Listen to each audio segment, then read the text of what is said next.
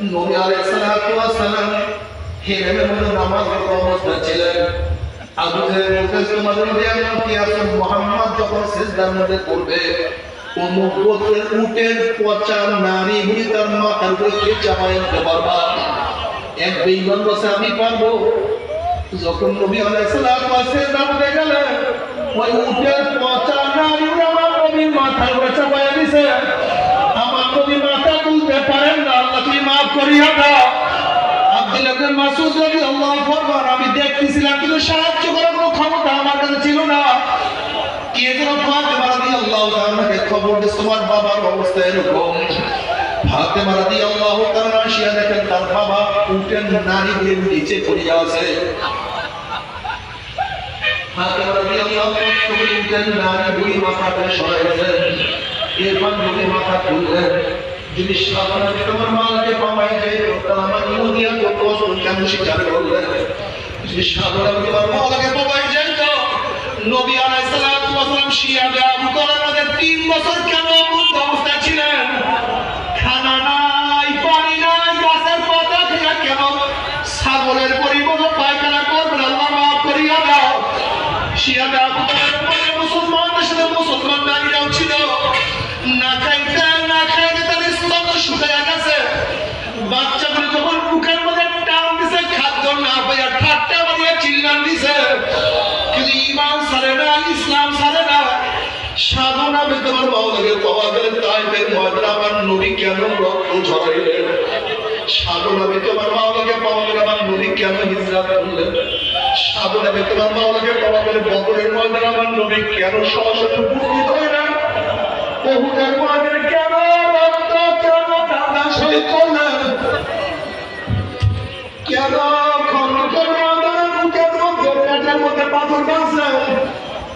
আমার নবী কেন হিজরত করলেন? সাধনা বে তোমার মাওলাকে পাওয়া গেলে সাহাবারা এত কষ্ট কেন করছেন রে বাবা? আল্লাহ বলে এত কেন কষ্ট করছে? সাধনা বে তোমার মাওলাকে পাওয়া যায় না, এর চরমনাগুলিতে আমার মুসলমান বাবারা পর্দারা মা বোনেরা সাধনা করতে থাকো। মাওলার মাওলা রে ইয়া বাবারা ইয়া নবা ইয়া রুজু ইকুনা হাসলা ইয়া দিয়ানা ইয়া রুজু ইকুনা। মাওলা তুই আমাকে ধরা দেওয়া তোমার নাই দে, তুমি আমার ডাকে সাড়া দেওয়া তোমার নাই দে। আমি তোমাকে ডাকতেই থাকবো, ডাকতেই থাকবো। তুমি দরজা খোলো তোমার নাই দে, তোমার দরজা লক করতেই থাকবে, করতেই থাকো। তুমি আমাকে পথের পথে ধরা দেওয়া তোমার নাই দাও, আমি তোমার পথে চলতেই থাকবো, আমি তোমার পথে হাঁটতেই থাকবো।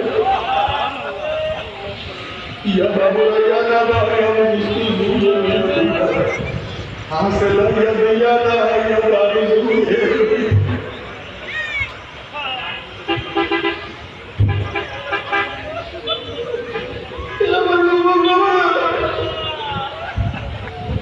আজকে তুমি পুরো তারপর মামলা করবো।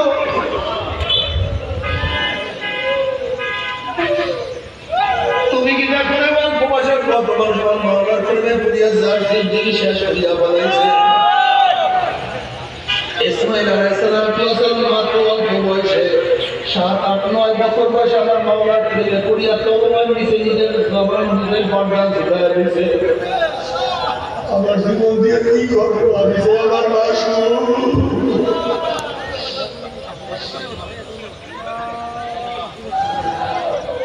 আমার জীবন বাবার আমার মুরব্বী করে কেন খেয়াল করবো না? যদি আমি মুর্তজা রাদিয়াল্লাহু তাআলা অল্প বয়সে আমার মাওলা পাগল হইতে পারে, তুমি আমি কেন পারবো না?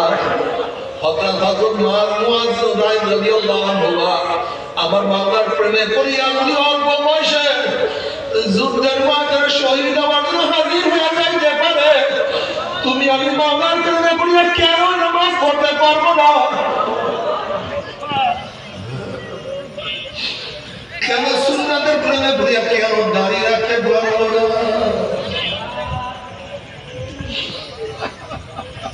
আজকে দুনিয়া যে যাকে মহব্বত করে তার অনুসরণ করে তুমি কি দেখো না যেই খেলোয়াড়কে যে মহব্বত করে সেই অনুসারে সে কেন্দ্রি করে, দুনিয়ার মধ্যে যেই নায়কের অনুসরণ করে সে তার ডিজাইনের পোশাক পরে, দুনিয়ার মধ্যে যেই নায়কের অনুসরণ করে তার ডিজাইনের পোশাক সে পরে।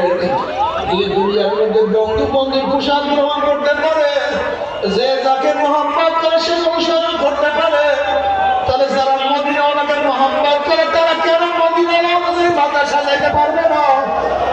যারা মদিনাওয়ালাকে মহব্বত করে তারা মদিনাওয়ালাদের কেন পোশাক পরতে পারবে না? যারা মদিনাওয়ালাকে মহব্বত করে তার অনুযায়ী কেন দাড়ি রাখতে পারবে না? যদি মদিনাওয়ালাকে মহব্বত করে কবরে যাইতেই পারো, মুহাম্মদ রাসূলুল্লাহ সাল্লাল্লাহু আলাইহি ওয়াসাল্লাম রাসূলের মুসুলা করবে রাস্তা হয়ে যাবে।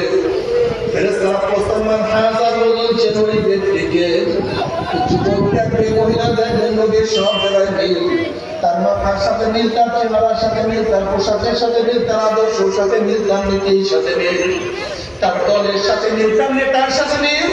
উম্মি বলবে জামান নবী জনাব মুহাম্মদ রাসূলুল্লাহ সাল্লাল্লাহু আলাইহি ওয়াসাল্লাম আমার মাওলাটা সাদাকা কি আমার বান্দা সত্য কথা বলছে।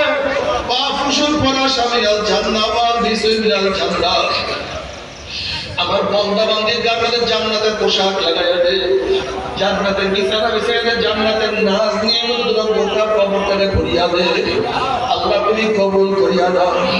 কিন্তু আমার বান্দা যখন দেখবেন নবীর মাথার সাথে তার মাথার কোনো মিল নাই, নবীর চেহারার সাথে নাফরমানের চেহারা মিল নাই, নবীর পোশাকের সাথে নাফরমানের পোশাকের কোনো মিল নাই, নবীর দলের সাথে মিল নাই, নবীর আদর্শ নীতির সাথে কোনো মিল নাই, নবীর সাথে নেতার কোনো মিল নাই।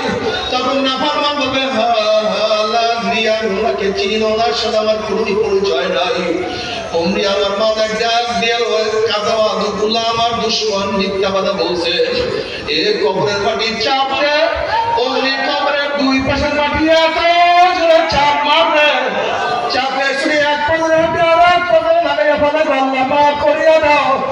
এ ফেরেশতারা কবরের মধ্যে আগুন ধরাবে, অমনি গোটা কবরটা আগুনে ভরিয়া যাবে। এ সব জ্বালাইয়া দাও, অমনি নিরানব্বইটা সব নাপাকে প্যাঁচ মারবে। বাবা সহ্য করতে পারবি?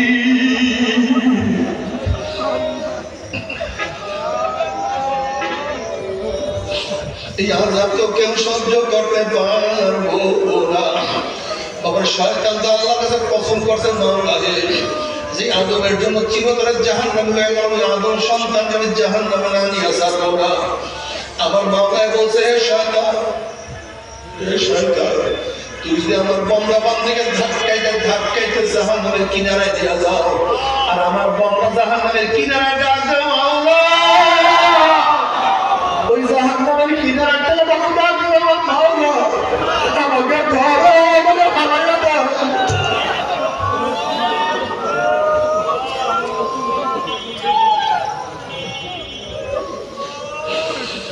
আমার বান্দা আমাকে ডাক দিতে দেরি, আমি তার আত্মাকে দেরি করবো না।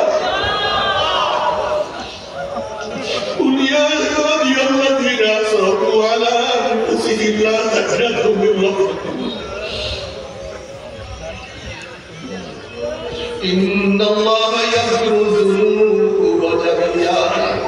আয় বান্দা, ও বান্দা দোয়া করিস না, বলবে না বান্দা কাজা করিস।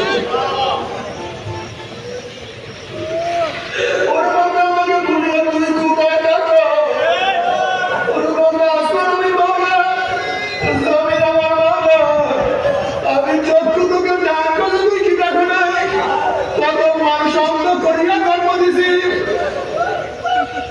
বান্দা আমি তোর কত সুন্দর জবান দান করে তুই কি দেখো নাই, কত মানুষ অন্ধ হইয়া দুনিয়াতে জন্মগ্রহণ প্রভাব হইয়া জন্মগ্রহণ করছে। বান্দা আমি তোকে কত সুন্দর হাত পা দান করে তুই কি দেখো না, কত মানুষ বিকলাঙ্গ হইয়া জন্মগ্রহণ করছে। বান্দা আমি তোকে কত সুন্দর দান করছি, তুই কি দেখো না, কত মানুষ একলা হইয়া জন্মগ্রহণ করছে। তাই খোদা করবার সময়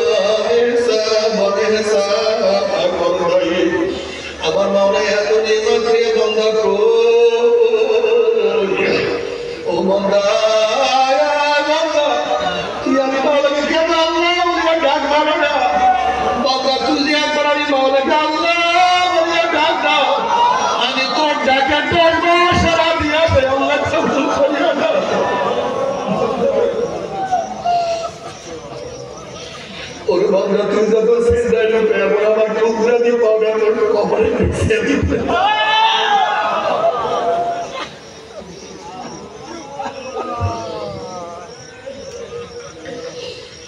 বান্দা কাজে আমাকে ডাক দাও আমি এর কাছে সাথে গল্প করি তোরা বলছিলি পরিয়াদু করে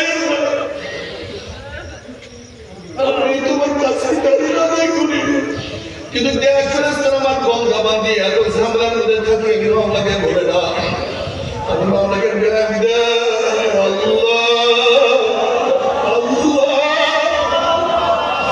আমার মাওলার নামে যে কি যে মজা কত যে মজা আমার মাওলার ডাকে মনে কি যে মজা मन हम शय अक्सर जिक्र যে জিনিসকে মোহাম্মত করে সেই জিনিসের স্মরণ সেই ব্যক্তি বেশি করে যারা আমার মাওলাকে মোহাম্মত করে তারা আমার মাওলার জিকির বেশি করে আল্লাহ তুমি কবুল করিও इसके मामला के लिए कियामतेर मात्र उठती আমার মাওলার ডাকি আরো শুনতে জায়গা করিয়া দেবে আমার নামার ডাইন হাতে করিয়া যাবে আমার নবী নিজের মাথায় মাউতে কাউসারের পানি পান করতে পারবে